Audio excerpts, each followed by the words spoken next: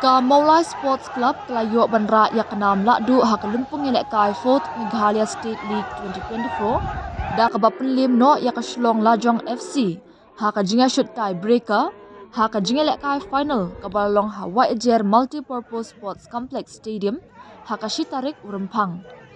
Kani ka jinga ialehkai ka balalong ha pedeng ka jingwan sakhi jong hajar ngut ki patba kalalong ka ba Maria Kleinbor ha ka ba Sham Ladan Satya ki ban yoklat ban penki jar naduk ke kelas step jong ke jinga ialehkai haduk bandakut ke kelamit berbuat hadin ke extra time. Hindray ha ke jinga shoot tie breaker urang ialehkai ke lajong first born Roy Kongsti Sham Lala ban pendrong ya ke bol ke ba usut hadin ba urang apkul ke Mawlai ulam baha meki lamari lala ban khanglat ya ke bol bakan rung syapo bat ke bala penlong sindan ya ke Mawlai bakan yo ra ya ke nam lahduh. Ka Mawlai kelayo pediang ya ka cek ke basan lak tingka ringkat ke trofi ya ka balasam da sembut menteri rangba ke jela ubak singa balang dhar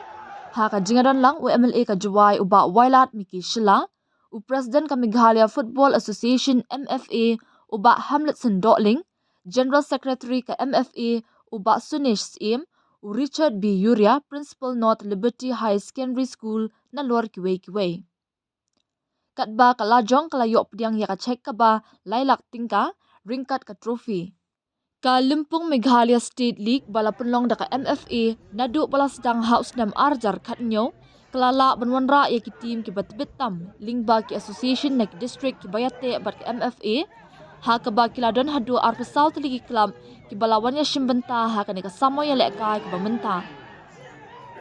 Ya kan ka lympung ialehkai la jingkarshan pura da Directorate of Sports and Youth Affairs ka Sorkar Jela da ka jingtemu ban kentio ya ka football habaro ka wei ka Jela.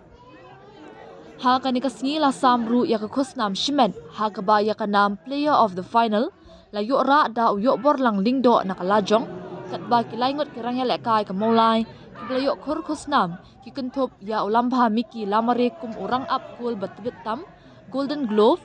Krau kupar jana boyok thap bun kul tam kata khat ar kul Golden Boot bar udaman bhalang khan ya ka khusnam kum unong ialehkai ubakan sai tam ha ka ni ka tournament Golden Boot.